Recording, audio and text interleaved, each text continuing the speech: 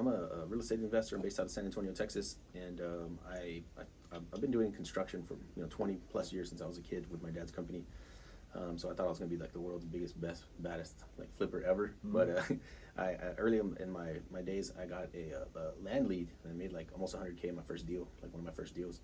So I stuck with land long term, and so now I'm doing full-time land investing, Texas only, specifically farm and ranch. That's all I look at. I love that.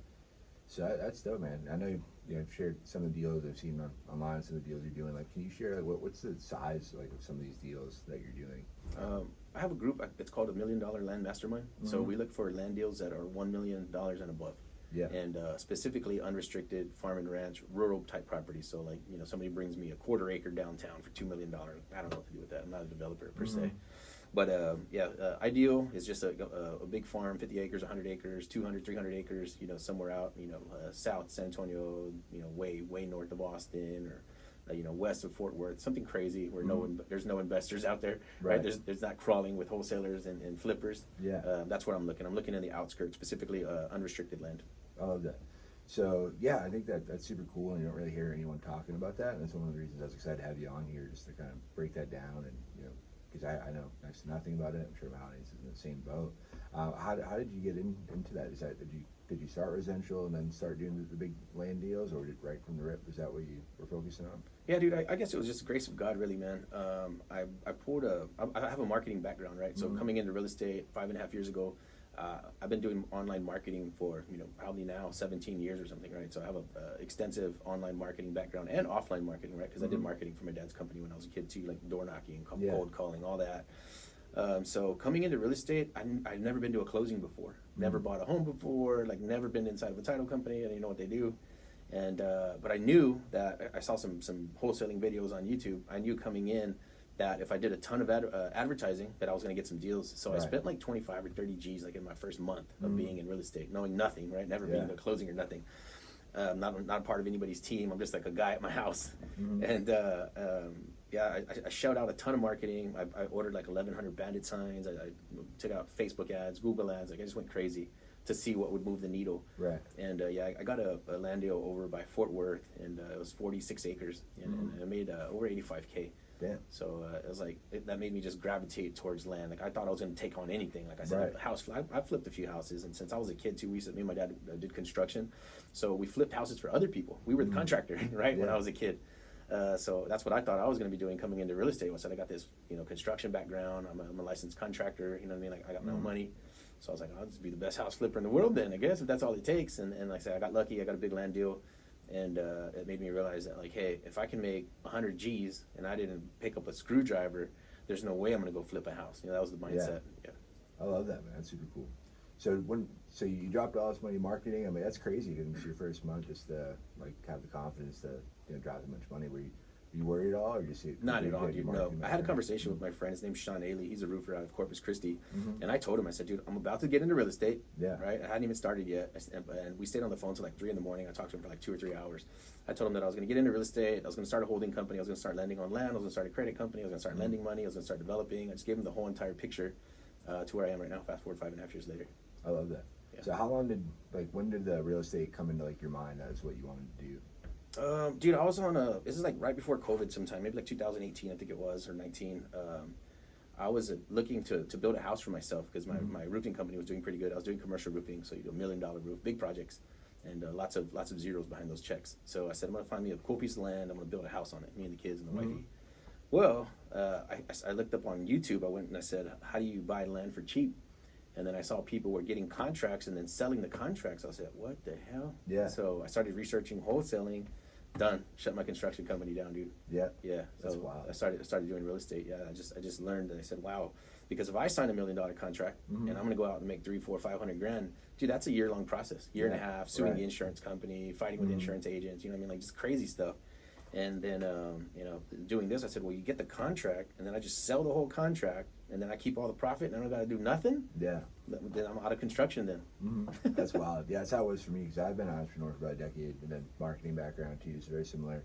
And it was crazy. I'm like, oh, this, because I always want to get into real estate, but I thought you had to know how to fix stuff and have all this crazy stuff set up and experience and connections and everything. It obviously does help when doing big deals and other things, but like I didn't know you could just get started and just do sales and marketing, get a contract, and sell it and be done. Because we were managing like ad campaigns and building like systems and For other companies? for car dealerships. Oh, okay. So, Dang. so it was cool. We were making money, but then like there's so much to go and do it. We're managing it. There's always like a fire to put out, or someone was unhappy, or you had to get client drop off, you had to get a new one, and then it was just like constantly. And then COVID hit. We lost all of our clients overnight, pretty much. Ooh, damn. Because nobody could go into dealerships, and they're like, we're pausing our marketing. I'm like, fuck. So I'm like, let's try this wholesaling thing I've been reading about. And but I'm like, wow, that was way better. Did you notice the same thing coming in, having that marketing background? Did you feel like you got momentum quickly in real estate? Yeah, I kind of I'm kind of happy I did because I did learn. So I tried to come in with like a white belt mentality about a little course, and I'm like, I'm just going to do what they say. And then after, I'm like, why is no one doing marketing stuff? This is why. Okay, I didn't know that. I didn't know you had that marketing background. That's strong, dude. So I'm like, oh, cool. I can just do a little of this and that. Like, oh, cool. This is And everyone's like, wow, you've been fired. It's like, no, it's like a lot of industries, are using marketing and stuff. And that's half what wholesaling is. That's the hack, right? That really is the hack. I think that's where the light bulb came on for me. I was watching those YouTube videos and researching these wholesalers and looking up all the gurus I could find on YouTube. And they kept saying marketing. And I wasn't making the connection, dude. I'm like, I'm a marketer. I think I feel like one of the best marketers in the world. I'm not seeing the connection. Like, why are they talking about real estate with marketing? It's still no bells going off. And then the more videos I watched, I said, oh, damn, they're doing mass lead generation and just monetizing the leads. I was like, count me in, dude. Yeah. No, I love it. No, I think it's a super cool opportunity. Like, it's like the barrier to entry is so low. I mean, but it's, I feel like there is a big disconnect. A lot of people are like, oh, it's going to be easy. Because like, there's a sales piece too, and you have to deal with rejection. You have to know how to do marketing. And there's definitely a learning curve if you've never done that stuff before. But like you said, I think you have a huge leg up if you have that sales background, if you have that marketing background, and you get into it. Yeah, I just came in like a ninja, bro. Like I said, I literally just tons and tons of leads, more leads than I could handle. So I immediately started going to all like the local gurus, like the big people, like Mitzi and Charles and Mike and just all the guys, Logan, Ryan. They all started helping me, and all I was doing was bringing leads. Like, check this out. Yeah, it looks like a good lead to me. I don't know nothing about real estate, but I wasn't bringing obviously trash. They were like pretty well targeted leads. Yeah. So I was bringing some decent stuff. So they were willing to sit with me, and they probably would have done it without it. But I'm just saying, like, I didn't come in and say, hey, help me. I came in and said, hey, I've got something. Right. So I think starting with that marketing first. Well, this kid has a lot of leads, and what was beneficial on my side is like, well, if this guy's too busy for me, this guy's not, and if this guy's not. Right. So I kind of just round robin with everybody to just quickly learn, and like I said, I was bringing something to the table, so I wasn't begging for nothing. But yeah, it really was the hack. So I do say it's easy. I really still do believe it's easy. Yeah. It's just like I think what does somebody mean by easy? Because you mean easy, like, oh, it's not you're just going to wake up one morning and checks are going to start hitting the bank? No, like you get up and you do the effort and then there's going to be results. Same thing like if you go to the gym, right? You say, hey, I want to get my arms bigger. Well, that's not a challenge. That's not something hard. You eat a little bit more protein and you get in the gym 2 or 3 times a week. And that's it. And just hit arms only if you want to. If you just want to do biceps, right? And it's just like a point and shoot type of thing. So I feel like that with real estate, I guess maybe it's my marketing brain that makes it that simple, but I really do think it's easy. Do mass marketing. You're going to have lots of phone calls, like you said, lots of rejection, lots of crap, lots of trash to burn through. But 100% chance of success if you're running the leads and converting some of them. Right. Yeah. No, that's the biggest thing. Like, I like how you said how do you define easy, right? What's easy to you? Because like, I think it's easy as fuck. So I sit in my office and like, I could be working outside. And you're not on a roof somewhere screwing in metal panels, right? Yeah. Yeah, there's a lot harder things you could be doing. So. I guess that's what it is too, bro. I grew up in construction. I put in hundreds of thousands of feet of wood floor, glue down, floating, laminate. I've done stairs, marble stairs. Like I could do marble showers, dry pack all the mud and tie in all the drain. I'm the best contractor you've ever seen in your life. Like my stuff is so precise, dude. I'm so like crazy about the way my stuff would come out. I feel like an artist more than a contractor, right? But bloody knees, tile jabbed into your knees, blood flying out. You just freaking put some tape on it and you keep going. Almost cut off your finger.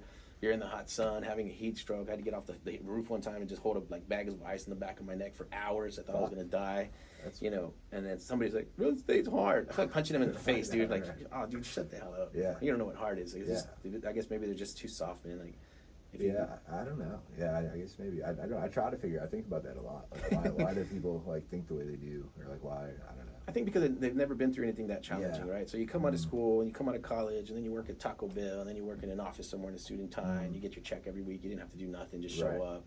Then you go into a business where, hey, there's effort involved. There's money spending, money risk involved when you're doing marketing and you're going out and you're wasting gas and wasting days and the bills keep coming. So people die before they get a chance to get momentum because they couldn't get started. But I think the way that I recommend somebody to start is to have a stable income first. Yeah. Like, don't just jump off the building and you don't have any wings. Like, start.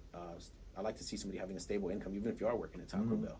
At least your bills are paid every single month. And you don't have to worry about that. And then do real estate as a side hustle until your real estate business starts to make more money than your other job. Yeah, no, I think that's smart. I feel like that's definitely doing it on easy mode and just like you don't have to deal with the stress and anxiety. You're like, fuck, what if like I let everybody down and I fucking lose everything? Like, every day, like, you know? Which is a possibility, right? Yeah, So have some kind of stable income first, and then build on top of that, and then you'll get to the point to where even your real estate income, you don't even need that anymore, right? Right. And then you go into like borrowing and stacking debt from other deals and stuff like that. So then you can play higher level games, but you got to at least start with that. Start with that stable income. Yeah, no, I love that. That's a great point.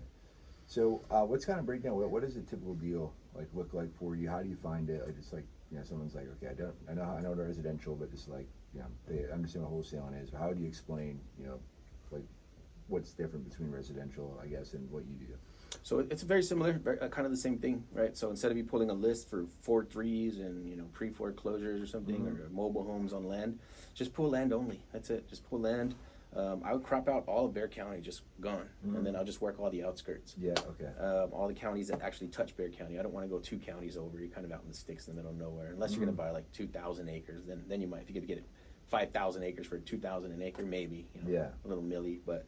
If it's going to be something that you're going to want to sell to a retail end buyer, developer, I would say that the counties that touch the main part of the city. So same thing like for Austin, I'll crop out Travis, and I'm only going to do the counties that touch that county. Right. Okay. Yeah, just stay away from the middle of the city, because in the middle of the city is where you're going to find a quarter-acre lot, for $100,000. Right. I'm sure there's money to be made there. Maybe you throw up a house. I don't even know what the play is, but there's something that happens there. It's not what we do, because those are extended timelines, right? And maybe you get lucky and you find a diamond in the rough and you find something for $100 downtown that's worth $1 million, right? Maybe that comes up. But if you want a consistent good deal where it's a winner every single time, you go get like 100 or 200 acres out in the county, right? Like I said, there's still water and there's electric and stuff. You don't want to be so far out that there's nothing. I say my cutoff point's about 30 to 45 miles, right? It's probably a good cutoff right outside the city, 30 minutes driving time. And then a public water, or even well water, whatever's available. As long as there's some kind of water source there available, 100, 200 acres with as much road frontage as possible, right? So if this is the property, let's say this first line right here, and this is like the edge of the property, and this is the other edge. If this is the road right here, that's a badass property, because it's along the road. But if it has this much road and the property goes way back there, I'm not even going to look at it unless they're just giving it away. Right. But yeah, so the properties that have the most amount of road frontage, 100, 200, 300 acres, and then we just split them off into 10s, man, and resell them. That's it, done. That's wild. Very simple point and shoot game. How does it work running the number? How do you know if it's a deal or not? If someone's new, is it just how do you know? Is this worth looking at, or like if someone brings you a deal? What's your thought process? I teach my people to do something I call ghost ads. So a ghost ad means that it's an ad that doesn't point at anything. It doesn't. If the owner's looking up, he sees your thing online, and he's like, "Yeah, that's my property." This is just an ad. It says, Medina County, 10 acres. What we do to test the market is we'll put ads out for properties that we haven't even contracted yet. So we're not selling any property. It's a ghost ad. I'm not selling anything. Right. All it says is 10 acres in this particular area and I want $199. And then if your phone starts to melt, then that's a badass property for that price. Right. And then if it doesn't, we just continue to drop until we find out what the sweet spot is, and then we make our offer based off of that. That's super cool. Yeah, kind of reverse engineer the offers. Yeah. So if you don't know it all, you can run comps, but we like to do something a little better than that. Yeah. I like that. Well, how long does that usually take them to get that feedback? I guess if it's a better deal, like faster. It really depends how hot it is. Yeah, you'll put something out and your phone starts melting, and you know what time it is. Yeah. And then you'll put something out and it's been 3 weeks and you've got 4 messages. So then you start trying to drop the price maybe once a week until that local market starts to respond to that price. Wow. Yeah. No, I like that. It's super smart. I think it's a very interesting way of looking at it. It's a good way. I think you get that you're getting the feedback. Real-time feedback, bro. There's no data like, the comps say. I don't give a shit what the comps say. Like, does that dude want to walk it tonight or not? Yeah, right. Maybe 5 people said they'll pay this. And the guy's like, hey, I want to go see it now. Like, winking somebody like, hey, dude, I got Saturday. I got cash in my hand right now. I don't want to wait till Saturday. Somebody needs to go open that gate. Yeah. Like, damn, that's a good price. Lock that shit up. Right. Yeah. I feel like that eliminates a lot of the, hopefully I can dispo it after. They gotta try to drop the price and That's one thing I don't like doing, man. I don't like contracting stuff that we're not going to close on, stuff that we can't perform on. if we're going to lock it up, let's sell it, and then if not, if it isn't, let's let the sellers know, hey dude, look, I'm going to attempt to get this done for you, but I can't promise. Your price is crazy. I'm going to try to help you, and then bam, we'll go to blast, and nothing happens. I told you, right? Then it's okay to drop. I think at that point, like, dude, you really need 100? Can we work with 70? That's the best offer I've got. It's 80, and I'm gonna make a little something. So I think if you set that up front, that's good. But if people that are just like haphazardly just locking stuff up and dumping it and playing with people like that, it's not cool. Because I've been on both sides, man. Where we're now you're expecting something to close and it doesn't, and people start to make plans with that money. They start to spend money they don't have. Oh yeah, some people are moving across the country and shit. Like, that's crazy. Yeah, like, so I hate when people do that to people. Just just get contracts or just dump them. Yeah, no, it's awful. Yeah, especially like, I don't know. Just be transparent. I mean, just talk to them. Oh no, you can't sell it. You can't sell it. Like, man, that's cool, man. We tell sellers that all the time. Like, I can't help you with that price. Yeah. Here's the price I can help you at. Where you're at right there, we can list it. You can list it yourself. Like, you know what I mean? But yeah, that price, there's nothing I can do with it. I'll even try to help you for free. Yeah. You want me to list it for you, and I'll take the calls, and you don't pay me nothing? Like, I'll do anything I can to help you. But beyond that, we're not gonna. We can't just, like I said, you just at least inform the person of what you intend to do. Right. Yeah. No, I think it's pretty easy, man. Yeah, it makes it. Yeah, a lot more simple. Yeah. But I love it. So you get all that. What's the competition level like compared to like residential? Is there a lot? There's none. Other people? There's no competition at all. Really? Complete blue ocean. Yeah. There's nobody coming. There's nobody coming forever. No, there's nobody coming.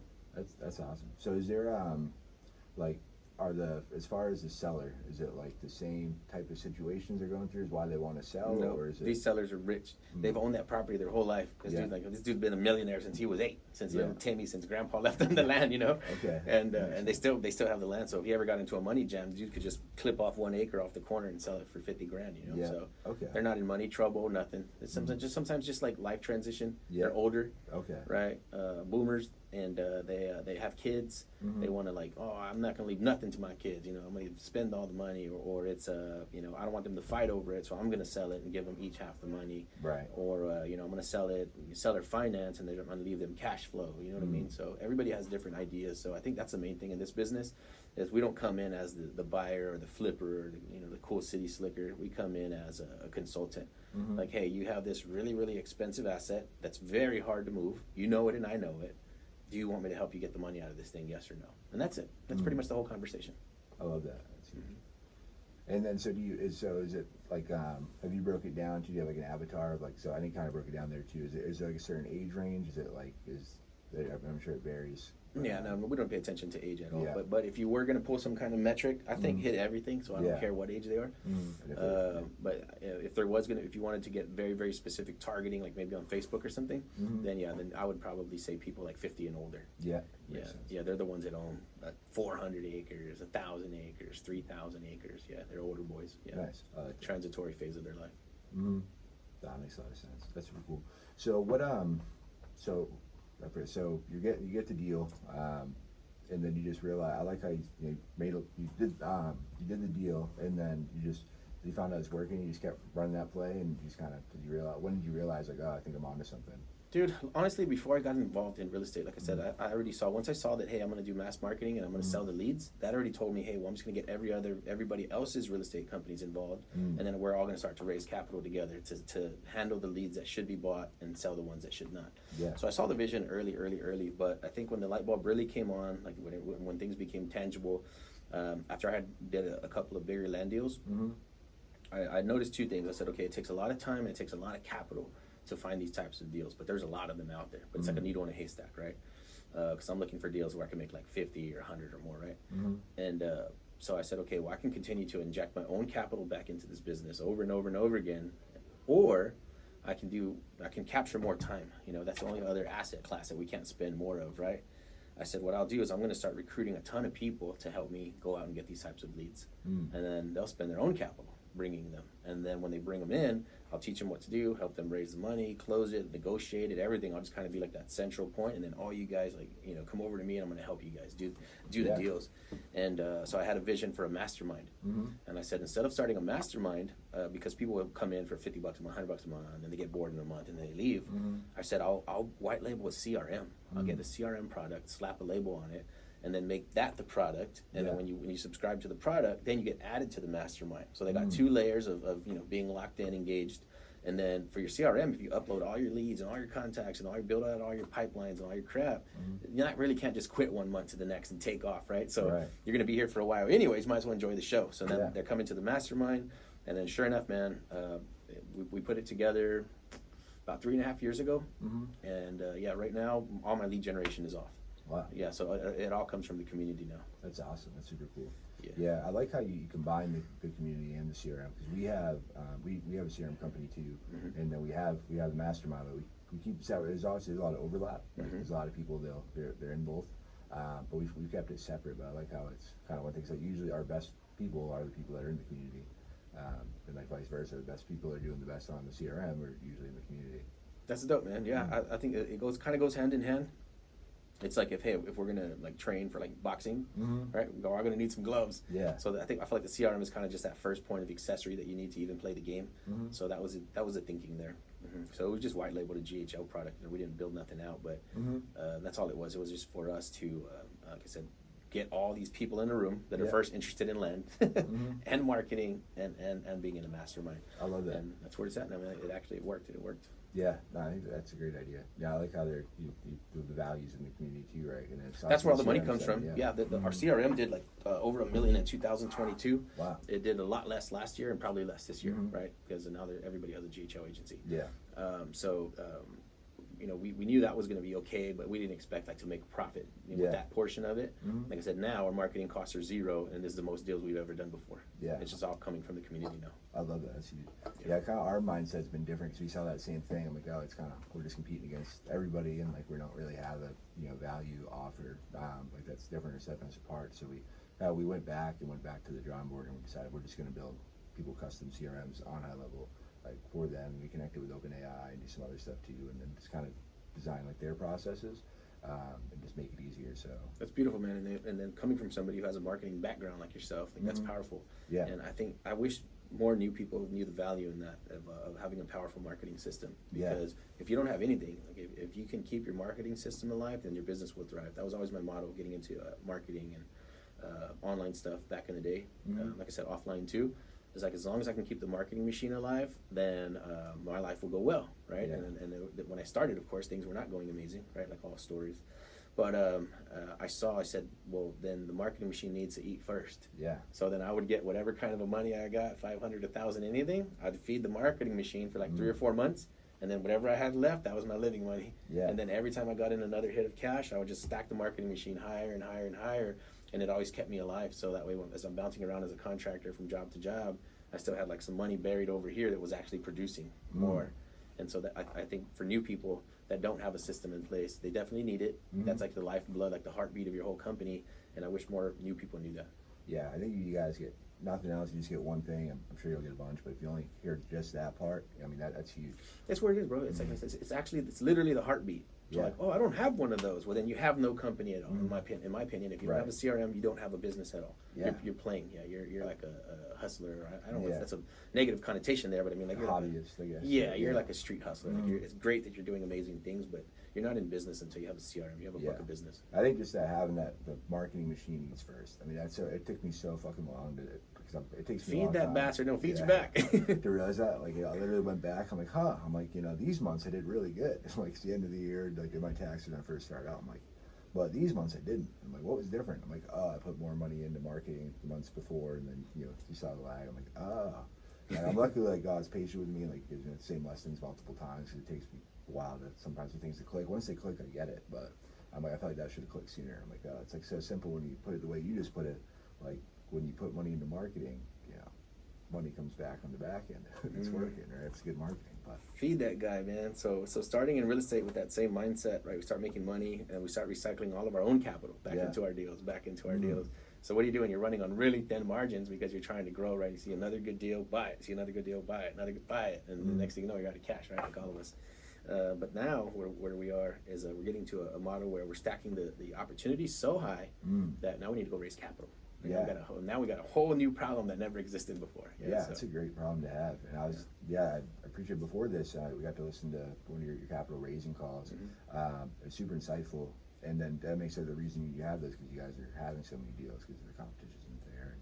there's so many opportunities that you got to figure out how to get more of them. So that's super cool. So when did that become a problem? Like, hey, I have so many deals, I need to find more money. I'm telling you, man, I saw the vision on this thing, so I already kind of knew it was coming sooner or later. But then when it hits you in reality, you're like, oh damn, okay, it's here, and you're never prepared. You can never be prepared enough.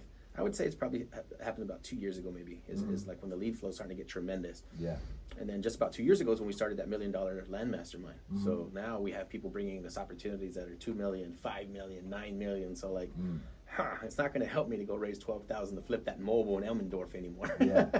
So we started looking for capital, asking people, talking to friends, talking to strangers, just saying like, hey, who's moving money around and seeing what's happening. And then through some of our internal contacts, they introduced us to somebody. We borrow some capital from them. We put it into the deal.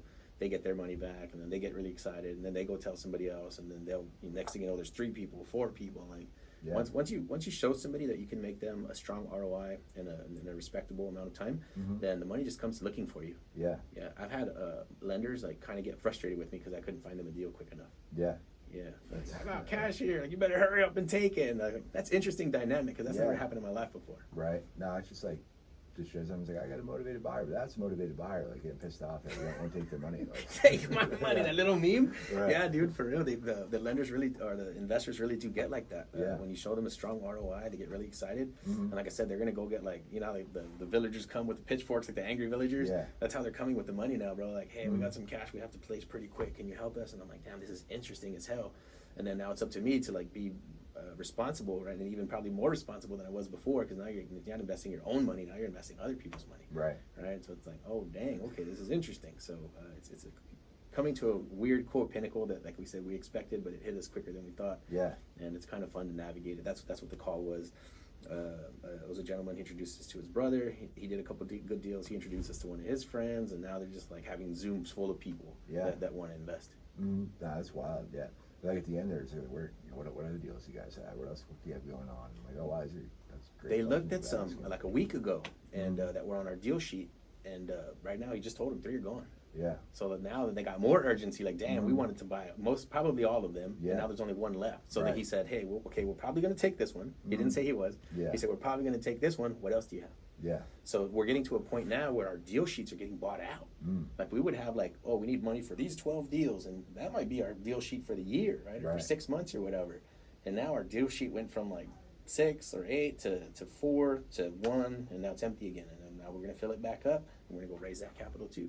Yeah, that's super cool. Yeah, that's I love that. And these are not deals sold, by the way. This is not like dispo. Right. So I don't want anybody to get confused. This is us going out and locking up $1 million, $2 million, $3, $4 million ranch, and then going and borrowing, the funds to close on that, earnest money, surveys, engineering, all that stuff. So like that money is just for us to acquire the properties. Really? Okay. Yeah. So we're raising millions of dollars to take control of the properties. Yeah. And then later on do development, cut them up, sell them, surveys, flip them, all that kind of stuff. But it still takes several hundreds of thousands of dollars to move these big bastards. Yeah. That's why I said there's no competition. How many wholesalers what are they going to do? You know what I mean? Is it going to be 1,000 wholesalers to put $1 each, or $5 each? Because you do need hundreds of thousands of dollars, millions of dollars to move these big deals, and that's what we're doing. We're raising those deals and we're raising capital and pushing it against those deals. Yeah. Wow. I love that. It makes sense. I'm sorry the competition's not there then. So what's the timeline like? And then so for start to finish, you find someone brings you a deal, like, hey, this is a good one, we want to move forward. What are the next steps? Just high level overview for someone that's interested in this. Like what happens next? You're asking what happens when we get a contract on a deal? Yeah, so you locked up the deal, you have control of the property. I know you mentioned surveys, you mentioned had surveys, you get the money, surveys, divvying it up. So your easiest deal, like I said, is going to be like a 10-acre lot split. So you take 100 acres, you cut it into 10, 10, 10, 10, sell them. Yeah. Done. That's like the lowest. Like you can say you're a developer if you want to cap hard or whatever on a podcast. But you're just hiring a surveyor to just cut up some land, and that's it. But next stage goes, we want to like either entitle this, which means like get this property to take it from agricultural unrestricted land and make it into a neighborhood. Right? Okay, so now you hire an engineer. You give them $100,000 or $500,000, and then now that farm, that 100-acre farm, is not a 100-acre farm anymore. Now it's a shovel-ready development where KB Homes or somebody can come in there and start throwing up houses, and they're willing to pay a pretty penny for that land. Yeah. It takes about a year, maybe a year and a half, depending on where you're working. If it's Austin, you take the rest of your life, right? Yeah. Any blue state. But if you just do a regular neighborhood, year and a half, like I said, you'll probably push $500,000, $1 million into that land. Yeah. But now it's worth triple or 5 or X, 10 times what it was worth before. So that's like the entitlement process, and then you can do what we're doing, which is we're breaking ground now. So we're putting down like 3 miles of road into a 200-acre subdivision. It was just an old farm, Wow. and now we're going to make 180 3/4-acre lots. So that's our first true development where we're actually like breaking ground, and like there's big tanks in the ground and like 50 pieces of equipment out there. That's wild, man. I love that. That's super cool.